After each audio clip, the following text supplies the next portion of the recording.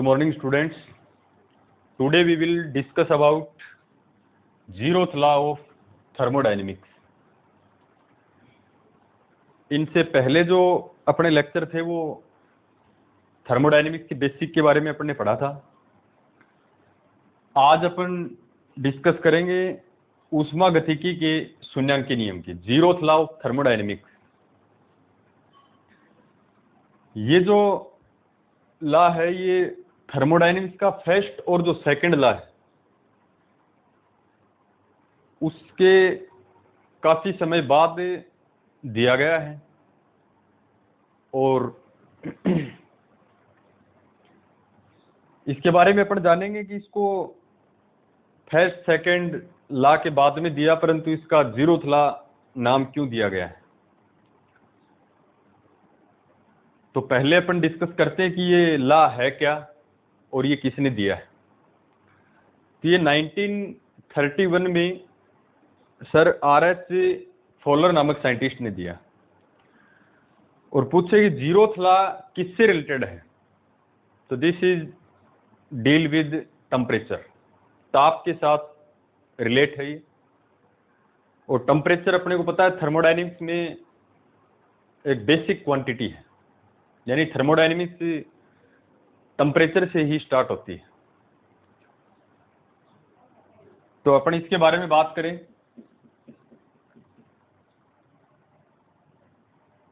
तो this law was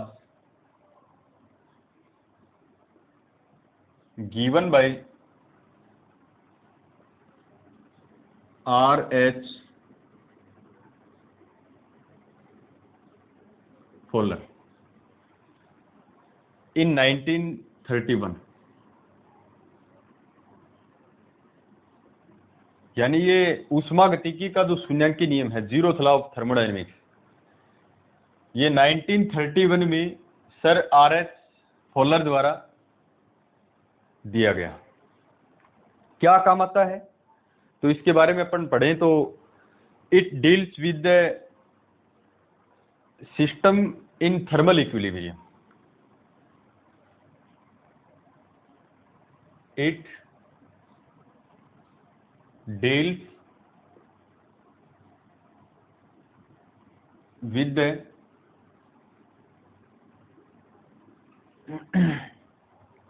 system in thermal equilibrium।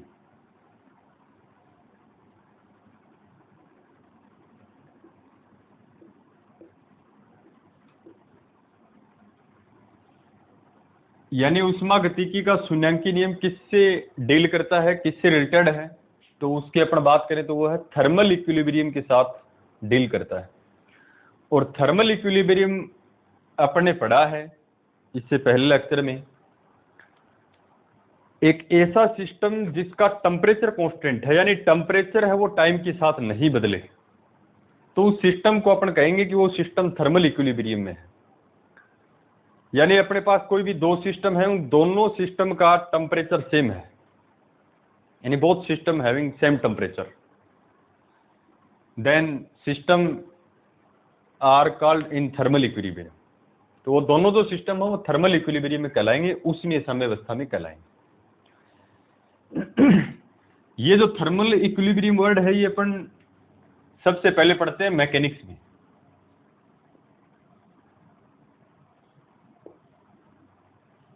Mechanics में अपन किस प्रकार से पढ़ते हैं इक्विलिब्रियम। मैकेनिक्स में अपने पास कोई बॉडी होती है और उस बॉडी पर इस डायरेक्शन में फोर्स लग रहा है F1 और इस डायरेक्शन में फोर्स लग रहा है F2। इनका मैग्नीट्यूड सेम है बट डायरेक्शन अपोजिट है, और वहां पर लिखते हैं F नेट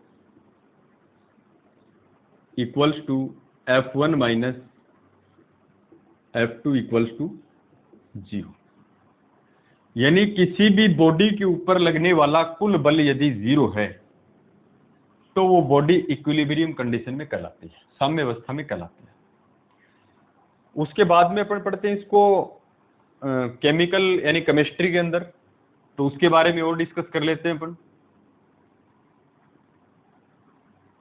केमिस्ट्री में इसको अपन पढ़ते हैं, ये जैसे अपने पास कोई रिएक्शन है और रिएक्शन के बाद में बढ़ता है प्रोडक्ट, यानी ये कंडीशन अप्लाई हो कि कोई भी केमिकल जो रिएक्शन है और जो प्रोडक्ट है वो ये कंडीशन फॉलो करते हैं तो उसको अपन बोलते हैं केमिकल इक्विलिब्रियम। इसको अपन केमिकल इक्विलिब्रियम कहेंगे। और थर्मोडायनेमिक्स में ये है कि सिस्टम, थर्मो में अपन इसको क्या पढ़ते हैं, कोई भी सिस्टम का टेम्परेचर इज सेम। टेम्परेचर यदि सेम है किसी भी सिस्टम का तो उसको अपन बोलते हैं कि वो सिस्टम थर्मल इक्विलिब्रियम में है। या फिर अपन ये बोल सकते हैं कि किसी भी सिस्टम का टेम्परेचर जो है वो कांस्टेंट है तो वो सिस्टम अपने आप में थर्मल इक्विलिब्रियम में है। एक अपन कंडीशन और लगा सकते हैं कि कोई भी सिस्टम थर्मल इक्विलिब्रियम में कब होगा, तो फर्स्ट कंडीशन है कि टेम्परेचर इज सेम, सिस्टम का टेम्परेचर सेम होना चाहिए। और सेकंड अपन लिख सकते हैं नो एनी हीट फ्लो, यानी एक टेम्परेचर ऐसा फिक्स होगा जिसके बाद में टेम्परेचर फ्लो, हीट जो है उसका फ्लो नहीं होगा। ये दोनों कंडीशन किसी भी सिस्टम के ऊपर अप्लाई होती हैं तो उसको अपन बोलते हैं कि सिस्टम इन थर्मल इक्विलिब्रियम। खैर अपन इसको शून्यांकी नियम को पढ़ रहे हैं, जीरोथ लॉ को, तो ध्यान रखना है कि ये नियम किसने दिया, सर आर.एच. फॉलर ने 1931 में। और किससे रिलेटेड है ये, तो थर्मल इक्विलिब्रियम से रिलेटेड है। थर्मल इक्विलिब्रियम का नाम आते ही माइंड में आना चाहिए कि सिस्टम का जो टेम्परेचर है वो कांस्टेंट है, यानी उसमें कोई भी हीट का फ्लो नहीं हो रहा है। अब अपन बात करते हैं कि थर्मल इक्विलिब्रियम में यानी जीरोथ लॉ ऑफ थर्मोडायनेमिक्स क्या है। तो ये अपन ने यहाँ कोई सिस्टम्स बनाए, ये अपना पूरा कोई सेटअप है और इसमें 3 सिस्टम है, सिस्टम ए, सिस्टम बी और सिस्टम सी। इसमें जो ब्लैक कलर की जो दिख रही है अपने को ये है कंडक्टिंग वॉल। कंडक्टिंग वॉल का मतलब है कि इसमें से हीट का आदान प्रदान हो सकता है, हीट का जो फ्लो है वो हो सकता है, यानी ए और सी के बीच में हीट का फ्लो हो सकता है और ऐसे ही बी और सी के बीच में हीट का फ्लो हो सकता है। यानी कंडक्टिंग वॉल का मतलब है कि इस वॉल से हीट आ भी सकती है और इससे जा भी सकती है। ये जो रेड कलर की जो अपन ने बनाई है एडियाबैटिक वेल, रुद्धोष्म दीवार, यानी जिसमें हीट का फ्लो नहीं होगा, यानी ए से बी और बी से ए हीट का कोई भी फ्लो नहीं है, क्योंकि इसके बीच में जो वॉल लगा रखी है अपन ने वो एडियाबैटिक वॉल है और एडियाबैटिक वॉल में ऊष्मा का आदान प्रदान नहीं होता, यानी हीट का फ्लो नहीं होता। तो यहां अपने को ध्यान रखना है कि जीरोथ लॉ में अपन क्या लिखेंगे कि सिस्टम ए और सिस्टम सी का टेम्परेचर सेम है, यानी अपन क्या लिखें, if TA equals to TC, यानी टेम्परेचर ए सिस्टम का टेम्परेचर और सी सिस्टम का टेम्परेचर सेम है, क्योंकि इनके बीच में जो है वो कंडक्टिंग वॉल है। कोई भी दो सिस्टम को अपन डिफरेंट टेम्परेचर के भी रख देते हैं, जैसे ये अपने पास कोई सिस्टम है जिसका टेम्परेचर है 60 डिग्री सेल्सियस, सेकंड अपने पास है जैसे ये है 40 डिग्री सेल्सियस। इनको अपन कनेक्ट करें तो इसमें हीट का एक्सचेंज होगा और हीट का एक्सचेंज होने के बाद में मान के चलो 10 डिग्री सेल्सियस इसके पास चला गया, तो इसकी 50 डिग्री सेल्सियस और इसकी 50 degree Celsius. After that no flow of heat, क्योंकि दोनों का टेम्परेचर है वो इक्वल हो गया। अब इन सिस्टम को अपन बोल सकते हैं कि ये थर्मल इक्विलिब्रियम में है, क्योंकि दोनों का टेम्परेचर है वो इक्वल है। तो यहाँ टेम्परेचर ए का टेम्परेचर और सी का टेम्परेचर इक्वल है, ऐसे ही बी का टेम्परेचर और सी का टेम्परेचर इक्वल है। और अपन क्या लिखते हैं, टी बी इक्वल है किसकी, टी सी की। इन दोनों में हीट जो है वो फ्लो हो नहीं सकती। इस ये सिस्टम ए सी के साथ थर्मल इक्विलिब्रियम में है, सिस्टम बी भी सिस्टम सी के साथ में थर्मल इक्विलिब्रियम में है। उसके बाद में अपन सिस्टम करते हैं चेंज, यानी कंडक्टिंग वॉल की जगह अपन लेके जाते हैं एडियाबैटिक वॉल, और एडियाबैटिक वॉल की जगह अपन लेके आए कंडक्टिंग वॉल, जो इस डायग्राम में अपन ने दिखा रखा है। डायग्राम अपन ने चेंज किया, कंडक्टिंग वॉल की जगह अपन लेके गए एडियाबैटिक वॉल, यानी चालक दीवार की जगह अपन ने लेके गए रुद्धोष्म दीवार, और रुद्धोष्म दीवार के पास लेके आए चालक दीवार। यानी अब इनके और इनके बीच में टेम्परेचर है वो चेंज, टेम्परेचर हीट है वो चेंज या फ्लो नहीं हो सकती। बी और सी के बीच में नहीं हो सकती, ए और सी के बीच में, क्योंकि इनके बीच में एडियाबैटिक वॉल है। एडियाबैटिक वॉल का मीनिंग यह है कि इससे न तो ऊष्मा ली जा सकती और न इसको ऊष्मा दी जा सकती। बट ए और बी के बीच में कंडक्टिंग वॉल है, यानी यहां से हीट का फ्लो हो सकता है। इस सिस्टम में कंडक्टिंग वॉल और एडियाबैटिक वॉल को अपन ने चेंज किया तो ये सिस्टम अपने को मिला, लेकिन अपन देख रहे हैं कुछ समय बाद में इसमें कोई भी हीट का चेंज नहीं हुआ, यानी हीट फ्लो नहीं हुई। यानी ए और बी के बीच में कंडक्टिंग वॉल होने के बावजूद भी कोई भी किसी भी प्रकार की हीट का फ्लो नहीं हुआ। अब अपन जानते हैं कि हीट का फ्लो कब नहीं होता, जब दो सिस्टम का टेम्परेचर इक्वल है, यानी इसका भी 50 डिग्री सेल्सियस है, इसका भी 50 डिग्री सेल्सियस है, तो हीट का फ्लो नहीं हो सकता। कंडक्टिंग वॉल होने के बावजूद भी ए और बी में हीट का फ्लो नहीं हुआ। इट मीन्स ए और बी थर्मल इक्विलिब्रियम में है।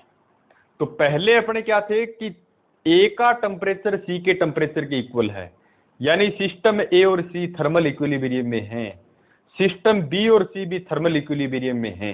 तो कुछ समय बाद वॉल्स को चेंज करने के बाद हीट का फ्लो न होना ये शो करता है कि अब टेम्परेचर ए का टेम्परेचर और बी का टेम्परेचर भी सेम है, यानी ए और बी भी आपस में क्या है, थर्मल इक्विलिब्रियम में है। तो इसको अपन लिख सकते हैं देन ए और बी का टेम्परेचर भी इक्वल होगा। ये थर्मोडायनेमिक्स का जीरोथ लॉ है, जीरोथ लॉ ऑफ थर्मोडायनेमिक्स। यानी अपने क्या लिख सकते हैं, यदि दो सिस्टम ए और बी किसी तीसरे सिस्टम के साथ थर्मल इक्विलिब्रियम में हैं, तो ए और बी दोनों भी आपस में क्या होंगे, थर्मल इक्विलिब्रियम में होंगे। This is zeroth law, very very important. यानी अपन इसको क्या लिख सकते हैं,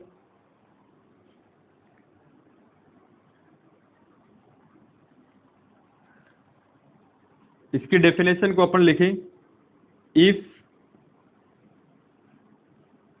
to systems are each in thermal equilibrium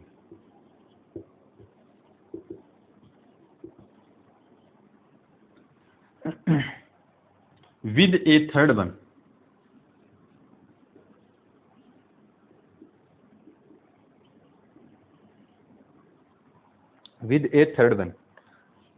then they are also in thermal equilibrium.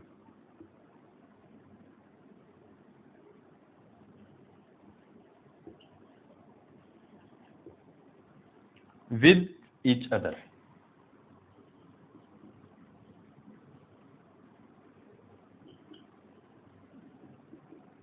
यानी अपन ये बोल सकते हैं if two systems are each in thermal equilibrium, यदि दो निकाय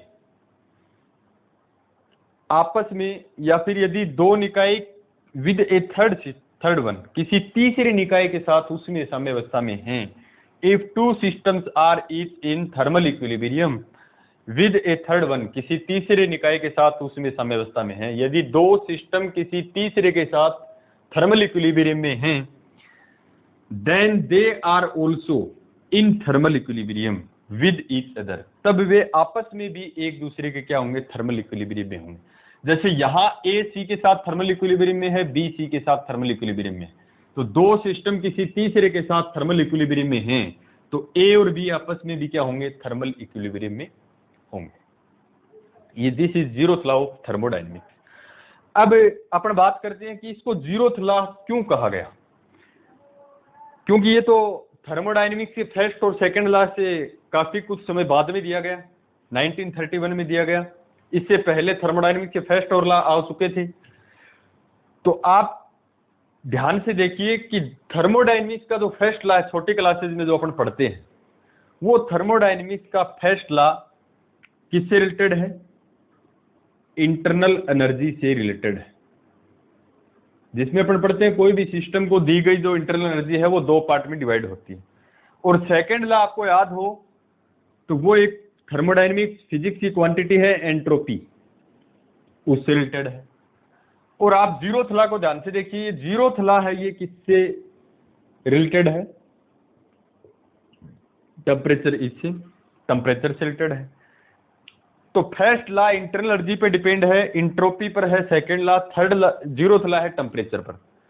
अब तीनों में बेसिक कौन है? टेम्परेचर, क्योंकि टेम्परेचर थर्मोडायनेमिक्स का दिस इज फर्स्ट क्वांटिटी जिसको अपन थर्मोडायनेमिक्स के बेसिक से बोल सकते हैं कि टेम्परेचर से स्टार्ट होती है थर्मोडायनेमिक्स। थर्मोडायनेमिक्स टेम्परेचर के बिना चल ही नहीं सकती, टेम्परेचर ही सब कुछ है इसमें। अब इसको थर्ड लॉ तो दे नहीं सकते क्योंकि टेम्परेचर बेसिक है, तो थर्ड लॉ की जगह या फर्स्ट और सेकंड लॉ से पहले जो लॉ था उसके नाम पर इसको रखा गया जीरोथ लॉ ऑफ थर्मोडायनेमिक्स, क्योंकि फर्स्ट और सेकंड लॉ का बेसिक था ये, इसलिए इसको जीरोथ लॉ ऑफ टेम्परेचर या जीरोथ लॉ ऑफ थर्मोडायनेमिक्स कहा गया। तो अपने को खाली इतना ही ध्यान रखना है कि ये नियम किसने दिया? आर एच फॉलर सर ने 1931 में, और ये डील करता है किसके साथ? थर्मल इक्विलिब्रियम के साथ। क्या कहता है? दो सिस्टम किसी तीसरे सिस्टम के साथ थर्मल इक्विलिब्रियम में हैं तो वे आपस में भी थर्मल इक्विलिब्रियम में होंगे।